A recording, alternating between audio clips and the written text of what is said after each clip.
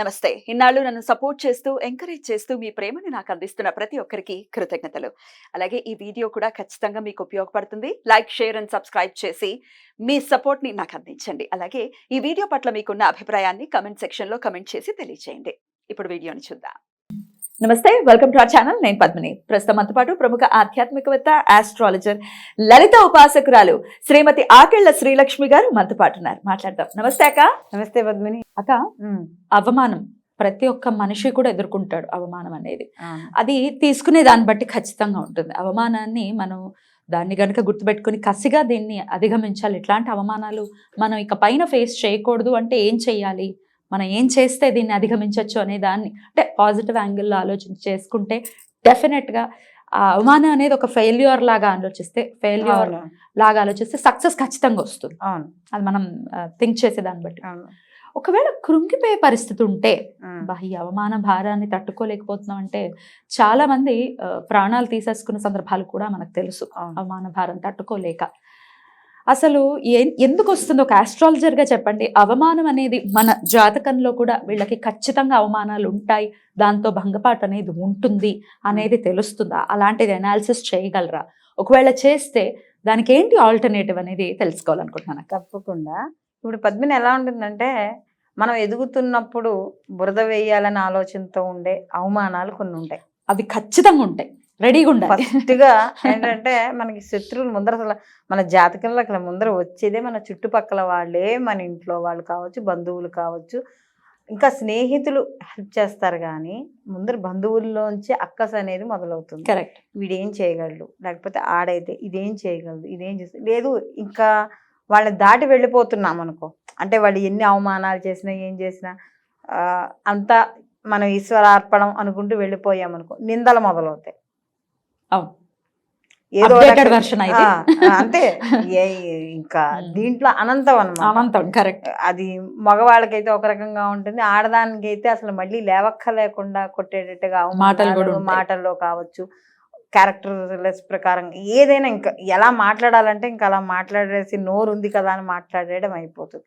అప్పుడు ఒక్కోసారి మనకు అనిపిస్తూ ఉంటుంది, ఏమిటి ఇది అసలు మనం ఎవరి జోలికి వెళ్ళం కదా, వెళ్ళమన్నప్పుడు ఎందుకు ఇలా చేస్తున్నారు అని అనుకున్నప్పుడు ఒక్కసారి ఇప్పుడు మీరు చెప్పినట్టుగా ఒక ఆస్ట్రాలజర్గా చెప్పినప్పుడు మనకు ఉండే లగ్నాన్ని బేస్ చేసుకుని అసలు మనకి గ్రహాల యొక్క స్థితిగతులు ఎలా ఉన్నాయని చూసుకోవడం అనేది జరుగుతుంది. అంటే ఇప్పుడు ఫర్ సపోజ్ కానీ మనం చూసుకుంటే వృషభ లగ్నం తీసుకున్నాం, అంటే ఎగ్జాంపుల్గా తీసుకున్నాం.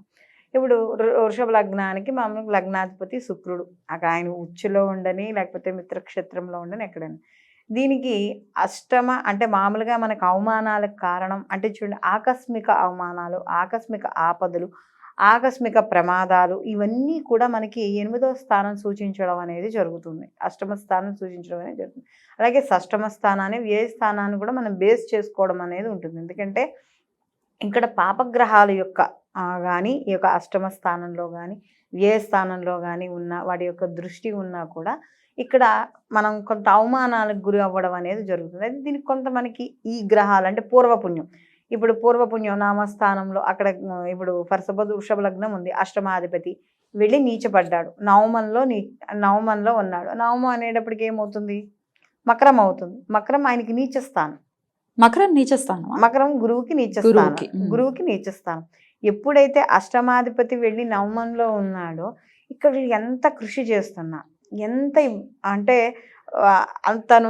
ఆ వ్యక్తి ఉన్నంత టైం పంచువాలిటీ కానీ, అతని వ్యక్తికి ఉన్నంత డెడికేషన్ కానీ, ఆ వ్యక్తికి ఉన్నంత కాన్ఫిడెన్స్, అన్ని లెవెల్స్ చాలా ఉంటాయి. సబ్జెక్ట్ ఉంటుంది, లేకపోతే అతను అంటే ఒక టీచర్ వృత్తిలో ఉండొచ్చు, లేకపోతే ఏదైనా ఉద్యోగంలో ఉండొచ్చు, ఒక ఐటీ అనుకోవచ్చు, లేకపోతే ఒక ప్రభుత్వం సెంట్రల్ గవర్నమెంట్, ఏది ఎలా ఉన్నా వాళ్ళు కష్టపడినంతగా వాళ్ళు ఉన్నంతగా ఎవరు ఉండరు. కానీ ఏదో ఒక సమయంలో ఎవరో ఒకళ్ళు వాళ్ళని అవమానించడం అనేది జరుగుతుంది. అంటే వాళ్ళు కోల్పోయిన దాని గురించి మాట్లాడడం కానీ, అంటే ఒక వ్యక్తి ఏమైనా ఆస్తిపాస్తులు కోల్పోయారనుకో, ఆస్తిపాస్తుల గురించి హేళన చేయడం, లేకపోతే ఏదైనా అవమానించడం, అంటే వాళ్ళ వ్యక్తిగత అవమానాలు, దూషణల వరకు వెళ్ళడం, ఇలాంటివన్నీ కూడా జరుగుతూ ఉంటాయి. ఇది జాతక ప్రకారం మనకి శుభగ్రహాలు కానీ ఏవైనా నీచ స్థానాల్లో ఉన్నా, లేకపోతే ఇప్పుడు వృషభ లగ్నం ఉంది, ఆ లగ్నానికి మామూలుగా అయితే ఉన్న స్థానము యోగకారకమైంది.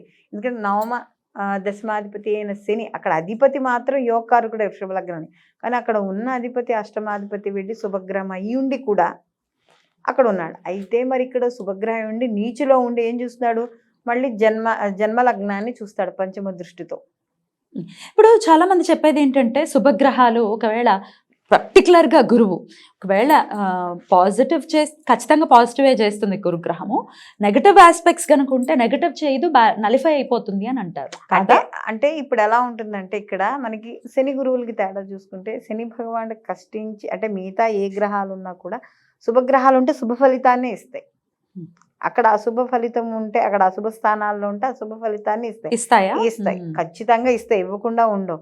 కానీ ఆ ఉన్న స్థానాన్ని బట్టి ఆ యొక్క దృష్టిని బట్టి, అలాగే వాటి ఉన్న స్థాన బలం కూడా ఉంటుంది. అది మిత్రక్షేత్రమా శత్రుక్షేత్రమా అని ఉంటుంది. దాన్ని బట్టి అవి ఫలితాలు ఇవ్వడం అనేది జరుగుతుంది. ఖచ్చితంగా ఇది జరుగుతుంది. ఎట్లా అండి మరి దీనికి ఆల్టర్నేటివ్ ఏం చేసుకోవాల్సి ఉంటుంది? అవమానాలు ఎక్కువైపోతూ ఉన్నాయి. అవును, చెయ్యని తప్పు కూడా తిట్లు తినడం అనేది ఇంట్లో ఉండే వాళ్ళతో కూడా జరుగుతుంటుంది. ఏదో బయటకు వెళ్ళి కాదు, ఇంట్లో కూడా అస్తమానం విసుక్కోవటము, తిట్లు భార్య. కొంతమందికి ఎలా ఉంటుందంటే అవమానాలకు కూడా కారణం కొంత వీళ్ళ వాక్కు స్థానంలో ఏదైనా దోషం ఉందనుకో, వీళ్ళు బయటికి చెప్పరు. ఇక్కడ వీళ్ళ దగ్గర కూడా కొన్ని జాతకాలు కానీ నేను పరిశీలించినవి చూస్తే వాళ్ళు ఒక డిసిషన్కి వచ్చి ఒక లైన్లో చెప్పేస్తారు, కానీ అవతల వాళ్ళు దాని మీద 100 ప్రశ్నలు వేసుకుంటారు. వాళ్ళకి చెప్పే వాళ్ళకి పాపం క్లారిటీ ఉంటుంది, ఒక లైన్లో చెప్పేస్తాను ఇంక మిగతాది నేను చెప్పాల్సిన అవసరం లేదని దృష్టిలో ఉంటారు.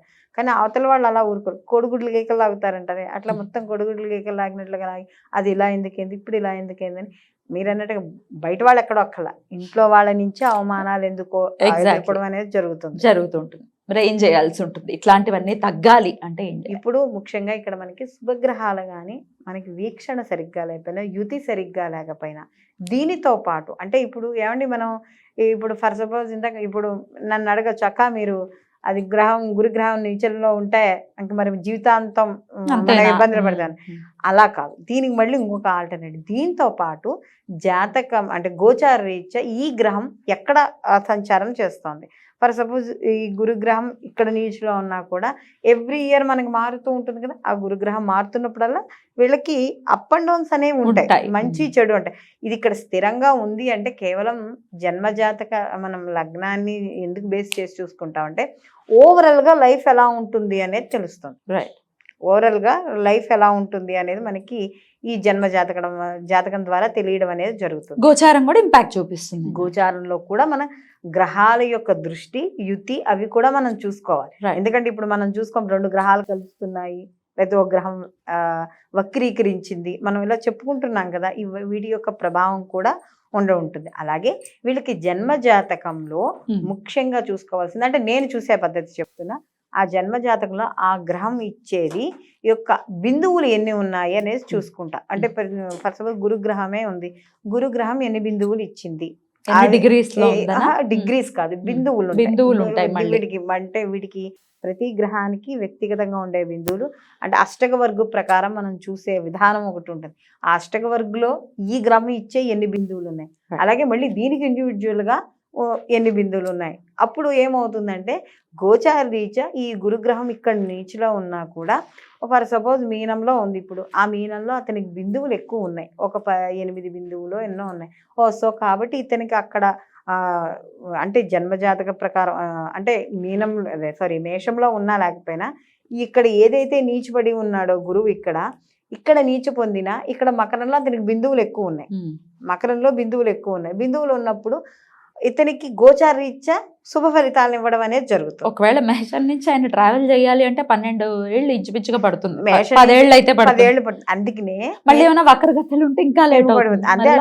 అదే అంటున్నా ఇప్పుడు ఏంటంటే ఇప్పుడు మకరంలో ఉన్నాడు, నీచంలో ఉన్నాడమ్మా, ఉన్నప్పుడు అతనికి జన్మ జాతకంలో నీచంలో ఉన్నాడు, అతనికి అదే బిందువులు నీచంలో ఉన్నప్పుడు అతనికి అవమానాలు ఉంటాయి. కానీ అతనికి అష్టక వర్గులో వచ్చిన బిందువులు ఎక్కువ ఉన్నాయి. మళ్ళీ అదే గురుగ్రహం అక్కడికి వచ్చినప్పుడు మళ్ళీ చెడు ఏమైనా చేస్తాడా అనుకున్నప్పుడు చెడు చేయడు. శుభ మంచి ఫలితాలు ఇవ్వడం అనేది జరుగుతుంది. అందుకని Right. ప్రతి రాశి మారుతున్నప్పుడు Right. గోచార రీత్యా ఆ బిందువుల్ని చూసుకోవడం ద్వారా అప్పుడు ఆ సంవత్సరంలో మనకి ఎలాంటి పరిణామాలు ఎదురవుతాయి అనేది జాతకం ద్వారా మనం తెలుసుకోవచ్చు. రైట్. మరి అయితే ఇవన్నీ తెలియదు, ఇదంతా నాలెడ్జ్, ఇదంతా సబ్జెక్ట్, Okay. అర్థం చేసుకోవడానికి సమయం పడుతుంది. అవును. కానీ ఇదంతా తెలియదండి, మాకు ఇట్లా అవమాన భారాలు తగ్గాలి అంటే ఏం చేసుకోవాల్సి ఉంటుంది? ముఖ్యంగా అవమానాలు అంటే ఆ గ్రహం యొక్క అధిష్టాన దేవతని మనం ఆరాధించాలి. ఇప్పుడు ఫర్ సపోజ్ గురువు ఉన్నారు. గురువు అంటే మనకి దత్తాత్రేయ ఆరాధన కానీ లేకపోతే నృసింహస్వామికి సంబంధించి ఆ జపం చేసింది జప సంఖ్య తర్పణం ఇచ్చుకోవడం, దానము హోమము చేసినప్పుడు మాత్రమే కంప్లీట్ అవుతుంది. కాబట్టి దానికి తగ్గట్టుగా చేసుకుని ఎవరైనా మీకు దగ్గరలో ఉన్న వాళ్ళని చూసుకుని చేయించుకోవడం ద్వారా ఆ యొక్క గ్రహం ఇచ్చే ఏదైతే వ్యతిరేక ఫలితాలు ఉన్నాయో అది తగ్గించుకోవడం అనేది జరుగుతుంది. ఏదైతే మీరు చేసే వృత్తి ఉద్యోగాల్లో కానీ వ్యాపారాల్లో కానీ ఎక్కడైనా ఉన్నారో దాంట్లో అవమాన భారం తగ్గించుకోవడం అనేది జరుగుతుంది. చాలా చక్కగా వివరించారక్క. Thank you so much. నమస్తే. నమస్తే.